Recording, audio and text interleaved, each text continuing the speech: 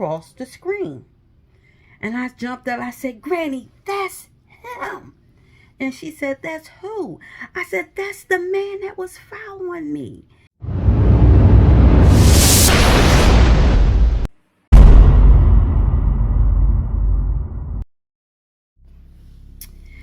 Hi, welcome to Tanika's Thoughts. I have a story about when I was young and a serial killer in the city I almost got picked up by. I was about 13 years old. I was in the 8th grade, maybe 12, 13. I'm not sure, but I was in the 8th grade. And I used to be a phenomenal dancer. And I used to be so great that, the kids in the area, when they would have cheerleading battles back in the day, we used to do chairs. And that's, for those that don't know what chairs are, they like step thing with a beat. You're creating a beat and you're creating moves. Okay, so I used to do that, and I used to be good at it. And kids, we go to different neighborhoods and battle each other. And so I was so good that I said, Mom, I would like to go to dance class. So my mother, enrolled me into dance class. And the dance class was in the evening time after school. So I would have to go after school, and this would put me into, it wouldn't be too late, about 7 in the evening, but at that time during the fall winter months it would get dark. It would be dark at that time. So I was in my dance class, and my dance class was set up with a window front. The location in which the Brenda Lee's dance studio was at that time, was off of Cheltenham. In Philadelphia, Cheltenham, there's a mall, that's a main intersection where there's a lot of traffic. Well, the dance studio was set in the plaza of that, across from the mall. And as I'm doing my routines, I could sense someone was watching, staring in from that glass, from the front of the glass window, But I shook it off. I continued on with my routines, and so did the rest of the girls. We continued on with our routines. And at the end of the class, I had to catch the bus. And I had to catch the bus across the street from the dance studio. When all the girls was leaving, they were getting a ride. I didn't have a ride, so I had to catch the bus. So I walked across the street, and it was nobody at the bus stop but myself. But I was contemplating on walking to the depot. The depot was further up the road, and I would have to cross a major intersection to get across to that bus depot. So I said, I'm gonna go just wait here at the corner. As I approached the corner, it was a vehicle across the street ahead of the bus stop. But it was sitting there in front of a building. This building was actually a church, and it was sitting there, and I could see someone sitting there in the driver's seat, and the car was running. So I just stood at the bus stop and waited, and something told me to walk. So I'm like, if I walk, which way am I going to walk? Am I going to go towards the bus depot, or am I going to walk down straight ahead to pass the vehicle that's sitting there? So again, I was just trying to be distracted from my concern to being there at that bus stop alone in the dark. So again, there's a voice in my head that said, walk. So I turned and I just crossed the street and I walked. As I'm passing this vehicle, I noticed it was a white man sitting there behind the driver's seat. Well, as I got a little past the vehicle, he beeped his horn. So I continued to walk because I'm thinking, okay, maybe he think I'm somebody he knows. So I continued to walk. So he pulled. Now at this time, he's driving, coasting beside me, in his vehicle. So he beeps it again, and I stop and I look as if to see like who he is, and so he could see me. And he leans over the passenger seat and rolls the window down and says, "Get in." And I said, "No." I said no. And I'm looking back to see if the bus coming. I'm walking a little faster so I can get to the next bus stop, which has a little bit more light, and it's a 7-Eleven. It's a 7-Eleven that was well lit, so I felt a little bit more comfortable standing there. So just as I'm walking, I can see the buses leaving from the depot, and the bright lights of the bus is coming down. So he's still coasting beside me. So I'm like, this is like insane. My heart is pounding. And when he leaned over, I could see the craters in his face.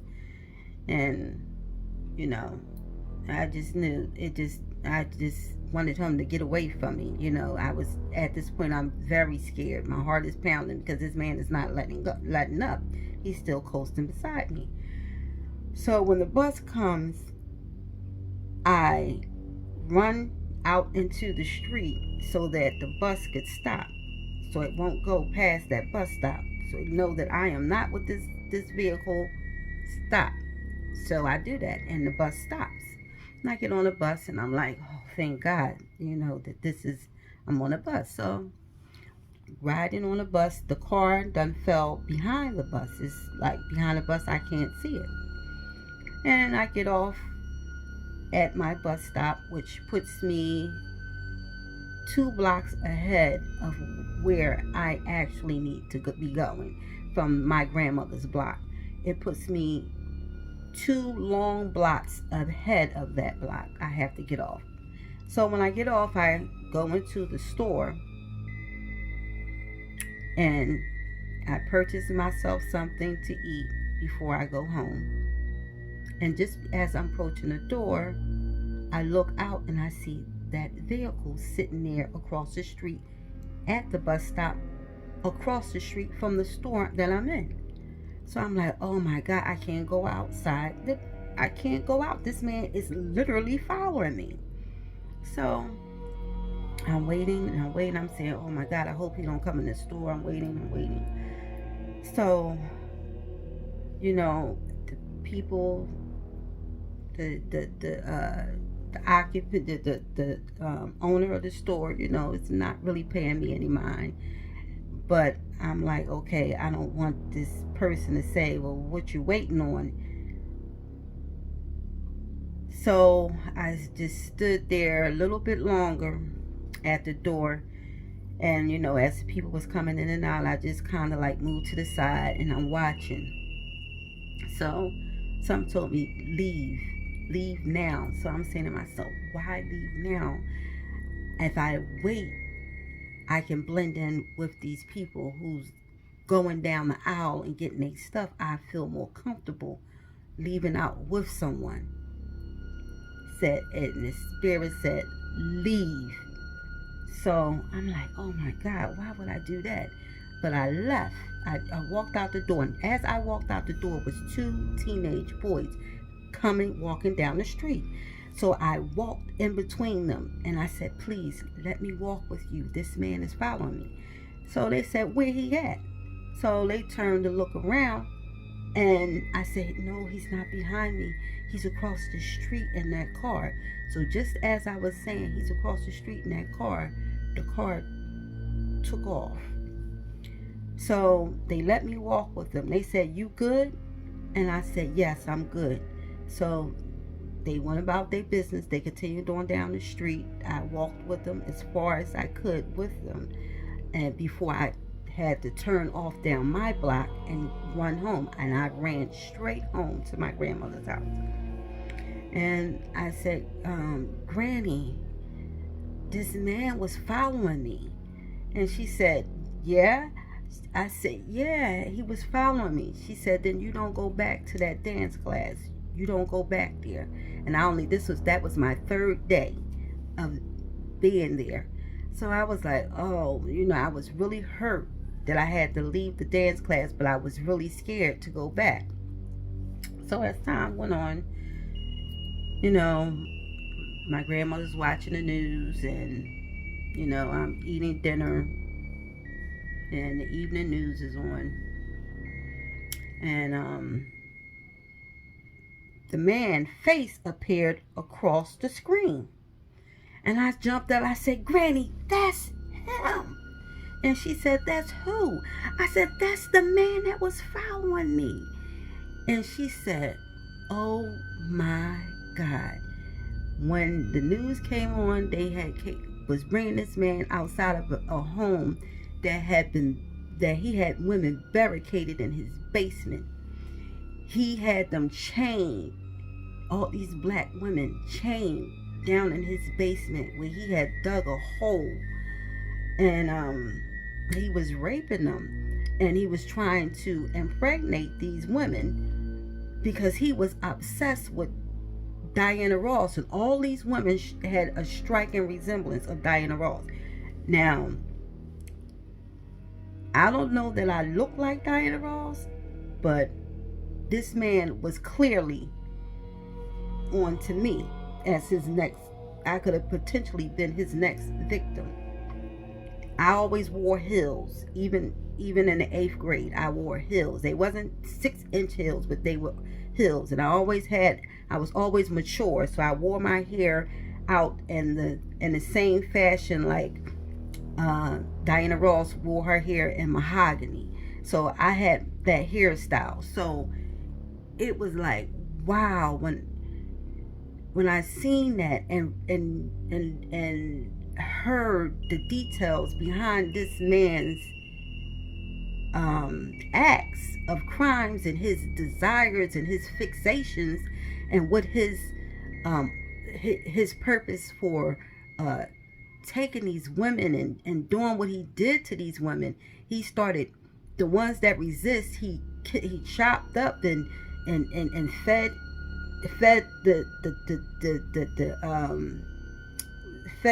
the meat from the victims to the other women who was chained down in the basement.